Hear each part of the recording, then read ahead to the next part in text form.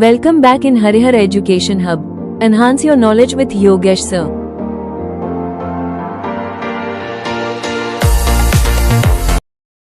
Hello everyone, this is Yogesh Kumar Sharma and welcome back in Harihar Education Hub. आज हम design of machine element के unit first में lecture fourth लेके आए हैं, जिसका टॉपिक रहेगा generation of solution field and design process steps. कि जो प्रॉब्लम है उसके सॉल्यूशंस किस तरह से हम फाइंड आउट कर सकते हैं और उनके डिजाइन का प्रोसेस स्टेप्स क्या रहते हैं, इनके बारे में आज डिस्कशन करेंगे। सो आज के कंटेंट जो है वो किस तरह से रहेगा कि सबसे पहले हम इंट्रोडक्शन को पढ़ेंगे, इंट्रोडक्शन कंप्लीट करेंगे, फिर हम जनरेशन ऑफ सॉल्यूशन फील्ड के बारे में, जो कि सॉल्यूशन वेरिएंट्स है उसके बारे में हम समझेंगे और ब्रेनस्टॉर्मिंग के बारे में समझेंगे। आज इन तीन टॉपिक्स को हम कवर करेंगे इस वीडियो में, और नेक्स्ट 3 टॉपिक्स जो हैं ये हम नेक्स्ट वीडियो में टच करेंगे। तो अब सबसे पहले हम इंट्रोडक्शन को समझते हैं। इंट्रोडक्शन में बोला गया है कि आफ्टर प्रॉब्लम आइडेंटिफिकेशन, देखो हमने जो प्रीवियस हमारा चैप्टर रह चुका है, जो फर्स्ट वीडियो बनाई थी वो बनाई थी मैंने प्रॉब्लम आइडेंटिफिकेशन पे। तो आफ्टर प्रॉब्लम आइडेंटिफिकेशन, और दूसरी और तीसरी वीडियो, सेकंड और थर्ड वीडियो जो बनी थी वो फिजिबिलिटी स्टडी के ऊपर बनी थी। तो कह रहा है कि after problem identification feasibility study, the next step in machine design is to develop and select the best solution. मतलब आपको डिजाइन, मशीन डिजाइन में डेवलप और सिलेक्ट करना हो बेस्ट सोल्यूशन, तो उसके लिए सबसे पहले प्रॉब्लम आइडेंटिफिकेशन पढ़ना पड़ेगा और फिजिबिलिटी स्टडी पढ़नी पड़ेगी। तो नेक्स्ट स्टेप हमारा ये होता है। पर बात होती है कि बेस्ट सोल्यूशन आप कैसे निकाल सकते हैं। वो स्टेप्स हैं कुछ, वो स्टेप्स क्या हैं? जनरेशन ऑफ सॉल्यूशन फील्ड, दूसरा है ब्रेनस्टॉर्मिंग, थर्ड है प्रीलिमिनरी डिजाइन, फोर्थ पॉइंट है selection of best possible, and fifth point है डिटेल डिजाइन। आज हम ये 2 टॉपिक तो करेंगे, brainstorming and generation of solution field, solution variants, इन दोनों का हम आज कंप्लीट करेंगे। ठीक है। सो अब हम समझते हैं जनरेशन ऑफ सॉल्यूशन फील्ड और सॉल्यूशन वेरिएंट्स होता क्या है। देखो, समाधान अगर किसी प्रॉब्लम को, अगर उसका रूट कॉज निकालना है, उसको सोल्व करना है, तो सिर्फ एक ही तरीका नहीं हो सकता। There n number of ways, solutions, है ना, ideas, n number of, single one number में नहीं हो सकता। अगर वन नंबर में ही कोई सोल्यूशन निकल रहा है तो वो शायद अच्छा डिजाइनर भी नहीं है। एक अच्छा डिजाइनर वही हो सकता है जो एक प्रॉब्लम के नंबर ऑफ सॉल्यूशंस निकाल के दे। उसी को बोला जाता है सॉल्यूशन वेरिएंट्स। मल्टीपल सॉल्यूशन बताना है उसको बोला जाता है सॉल्यूशन वेरिएंट्स। पढ़ें इसे एक बार। Generation of solution field means developing multiple possible design alternative of for solving the given problem. जो प्रॉब्लम दी गई है उस प्रॉब्लम के लिए मल्टीपल पॉसिबल डिजाइन बनाना, इस चीज को बोला है। ये किस में आता है? ये आता है जनरेशन ऑफ सॉल्यूशन फील्ड में। आगे बोल रहा है कि instead of selection, yes, instead of selecting the first idea. अगर आप इंजीनियरिंग के पॉइंट ऑफ व्यू से समझें, तो इंजीनियरिंग में इंजीनियर्स जो क्रिएट करता है, सेवरल सॉल्यूशन कॉन्सेप्ट क्रिएट करता है। अगर एक प्रॉब्लम भी आएगी तो उसके लिए मल्टीपल सॉल्यूशंस वो निकाल के देगा, एक सॉल्यूशन नहीं निकाल के देगा। क्योंकि एक अच्छे डिजाइनर की, अच्छे इंजीनियर की ये एक खासियत होती है कि वो अपने एक प्रॉब्लम के मल्टीपल सॉल्यूशंस आपको दे सकता है, आइडियाज दे सकता है। It is creative and analytical phase of machine design. ये मशीन डिजाइन का क्रिएटिव और एनालिटिकल फेज होता है।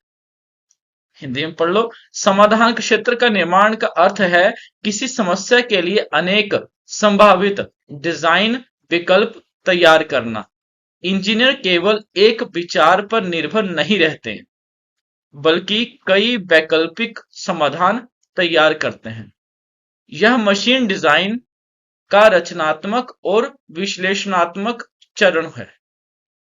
क्लियर है कि जनरेशन ऑफ सॉल्यूशन फील्ड क्या होता है, जिसमें कोई भी प्रॉब्लम अगर आए तो उस प्रॉब्लम के वेरिएंट सॉल्यूशंस होने चाहिए। तो एक अच्छा इंजीनियर जो होता है उसके पास एक सॉल्यूशन नहीं होता, उसके पास नंबर ऑफ सॉल्यूशंस होते हैं किसी भी प्रॉब्लम के।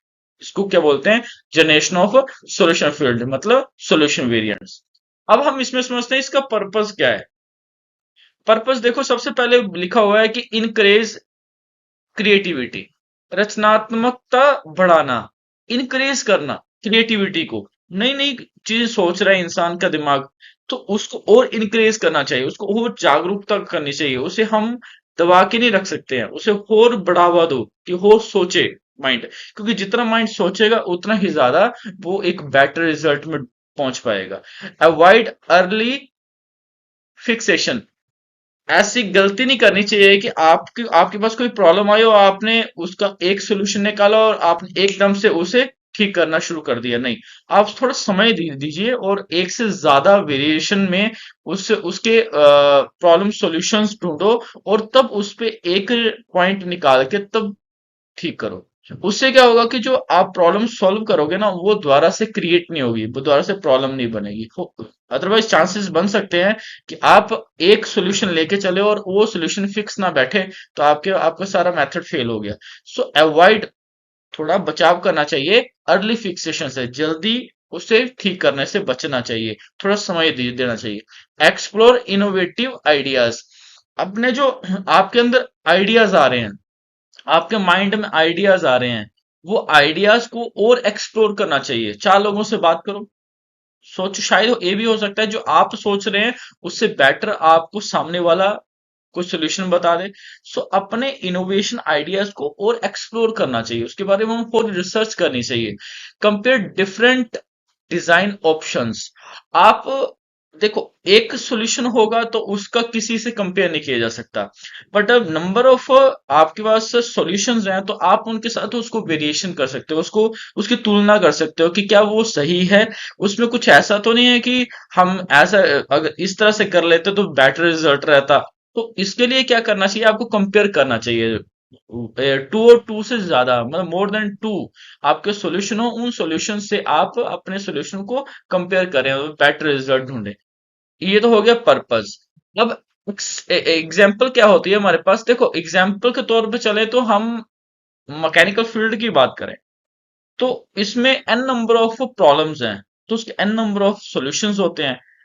फॉर एग्जाम्पल जैसे कि बेल्ट ड्राइव का केस है, तो बेल्ट ड्राइव में जो प्रॉब्लम आएगी उसका सोल्यूशन जो है वो चेन ड्राइव में तो हम यूज कर नहीं सकते।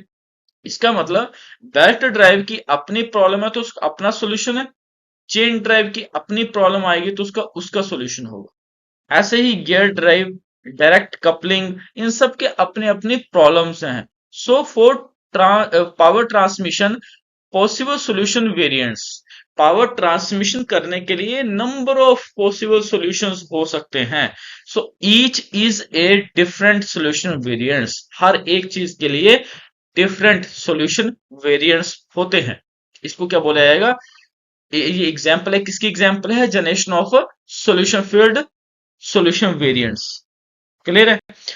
दूसरे पे चलते हैं हम ब्रेनस्टॉर्मिंग में। ब्रेनस्टॉर्मिंग को समझो, ब्रेनस्टॉर्मिंग होता है कि अगर कोई एक प्रॉब्लम आ गई, उसके लिए मंथन करना, उसके लिए आप रूट कोज निकाल रहे हो, जिसे हम बोलते हैं वाई एनालिसिस।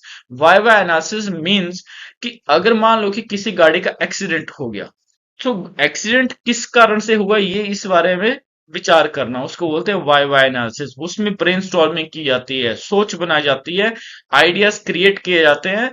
और ये आइडियाज जो क्रिएट किए जाते हैं ये कोई फिक्सेशन नहीं होते, ऐसा नहीं है कि इसमें बाउंड्री होती है कि आपको एक इतना ही, इतनी क्रिटिसिज्म में सोचना है, उतना ही सोचना है, उससे ज्यादा नहीं सोच सकते हैं। इसमें कोई क्रिटिसिज्म नहीं, स्वतंत्रता होती है, आप कुछ भी आइडिया निकाल सकते हैं। सो मैंने एग्जांपल दी कि एक गाड़ी का एक्सीडेंट हुआ है, उस गाड़ी का एक्सीडेंट क्यों हुआ इसके बारे में सोचना है।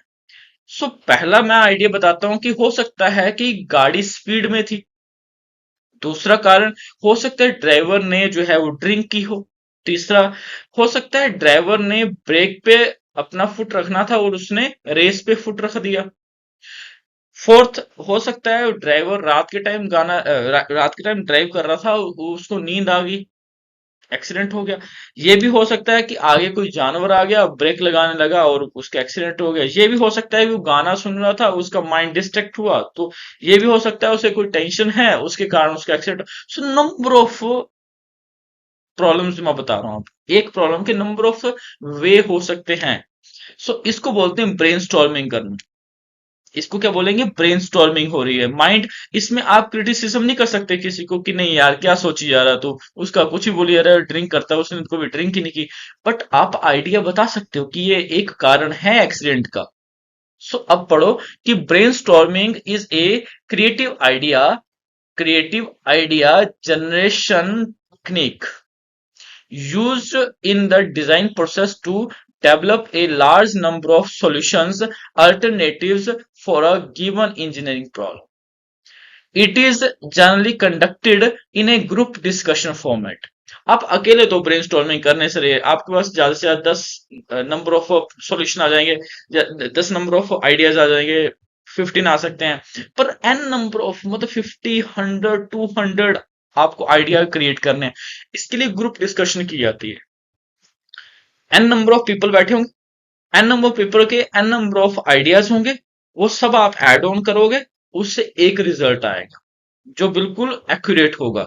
सो इसमें ग्रुप डिस्कशन फॉर्मेट चलता है, वेयर पार्टिसिपेंट्स होते हैं वो फ्रीली एक्सप्रेस कर सकते हैं अपना आइडिया विदाउट एनी क्रिटिसिज्म, बिना कोई हिचकिचाहट के। वो अपने आइडिया जो है वो फ्रीली बता सकते हैं कि ये प्रॉब्लम इस कारण से हो सकती है। So brainstorming plays a vital role in the generation of solution field stage of machine design. Brainstorming बहुत ज्यादा बड़ा रोल प्ले करता है जनरेशन ऑफ सॉल्यूट फील्ड में। किस स्टेज में? मशीन डिजाइन के स्टेज। क्लियर है? अब ब्रेनस्टॉर्मिंग का जो हमारा ऑब्जेक्टिव होता है वो क्या होता है? देखो, सबसे पहला ऑब्जेक्टिव है generate maximum number of ideas. Maximum number of ideas को जनरेट करना और क्लियर करो अपने माइंड को, और रूट कोज निकालो और वाई वाई एनालिसिस करो, जिससे कि हमारे पास फिश बोन डायग्राम बन सके। आप लोगों को अभी तक ये नहीं पता है फिश बोन डायग्राम क्या होती है, तो उसमें मैं अलग से एक वीडियो बना दूंगा। बहुत सही चीज है, इंडस्ट्री में बहुत यूज होती है। और जब अगर आपको भी प्लांट हेड बनोगे तो आप मैनेजर बनोगे तो आपको इस चीज से वाई वाई एनालिसिस हो गया, फिश बोन डायग्राम हो गया, ये सब चीजें आपको वो फेस करनी पड़ती हैं और उस टाइम पे बहुत जरूरत पड़ती है। सो इस पे कभी फिर चर्चा करेंगे। So generate maximum number of idea generate करना, ये ऑब्जेक्टिव है ब्रेनस्टॉर्मिंग। ब्रेनस्टॉर्मिंग करेंगे तो हमारे पास मैक्सिमम नंबर ऑफ आइडियाज निकलेंगे। इंक्रेज क्रिएटिविटी थिंकिंग, आप अपनी थिंकिंग लेवल को और इंक्रेज करो, और उसे मोटिवेट करते हो, और एक्स्ट्रा सोचने की कोशिश करो। ब्रेक कन्वेंशनल थिंकिंग पैटर्न्स, पुराने जो पैटर्न्स हैं उसके द्वारा सोचने की जरूरत नहीं है। आज के टाइम में आज का स्मार्ट वे है, आप एआई का यूज कर सकते हो, आप ग्रुप डिस्कशन कर सकते हो, बट आप ऐसे नहीं बंद कमरे में बैठ गए और सोचते रह गए अकेले। सो वो वाले फंडामेंटल खत्म हो चुके हैं अब, कि किसी को बताना नहीं है, खुद ही सॉल्यूशन निकालो, नहीं ऐसा नहीं होता।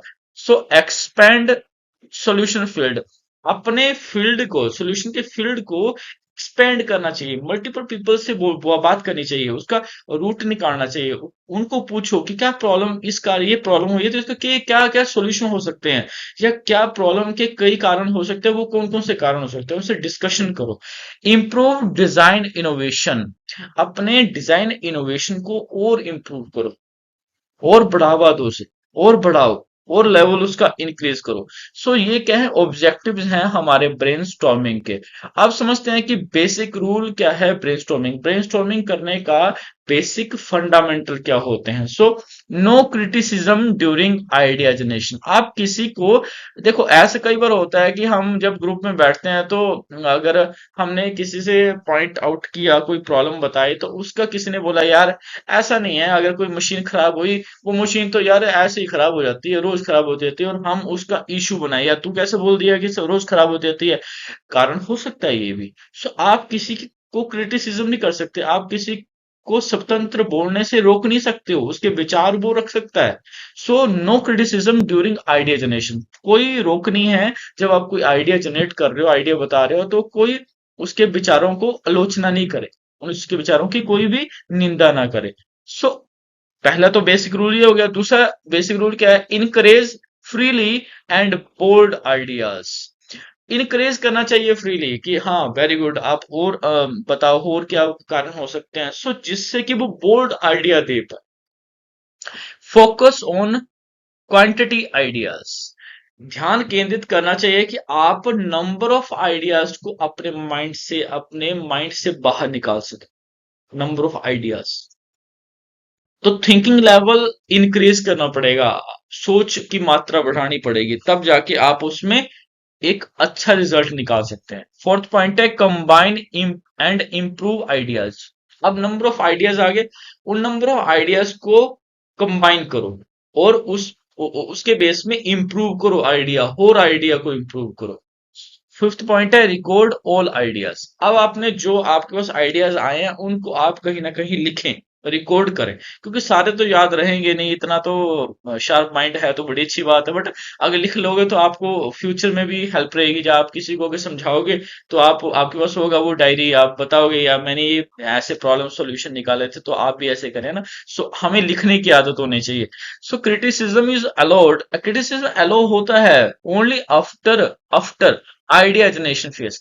जब हम आइडिया जनरेशन दे चुके होते हैं तो क्रिटिसिज्म अलाउ होती है, तब उस पर रोक लगाई जा सकती है, तब उसे बोला जा सकता है बस अब हमारे पास आइडिया आ चुके हैं, अब इस पे हम एनालिसिस करते हैं, तब हम क्रिटिसिज्म कर सकते हैं। सो अब हम टाइप्स ऑफ ब्रेनस्टॉर्मिंग के बारे में बात करते हैं। देखो टाइप्स ब्रेनस्टॉर्मिंग के कितने, तीन तरह के हैं। पहला कौन सा है? Traditional brainstorming. ट्रेडिशनल ब्रेनस्टॉर्मिंग क्या होता है कि उसमें ये पता करना कि जो हमारे पास प्रॉब्लम आ रही है वो प्रॉब्लम का हम किस तरह से सॉल्यूशन निकालें। तो ट्रेडिशनल टाइम में क्या किया जाता है? Face to face group discussion की जाती थी, आमने सामने बिठा के। मॉडरेट कंट्रोल सेशन किया जाता था, मतलब एक संचालक होता था वो पूरी टीम को नियंत्रित करता था। Idea written on board, board के ऊपर आइडिया लिखे जाते थे, ये पुराना ट्रेडिशनल होता था। पर अब ब्रेनस्टॉर्मिंग राइटिंग भी होता है।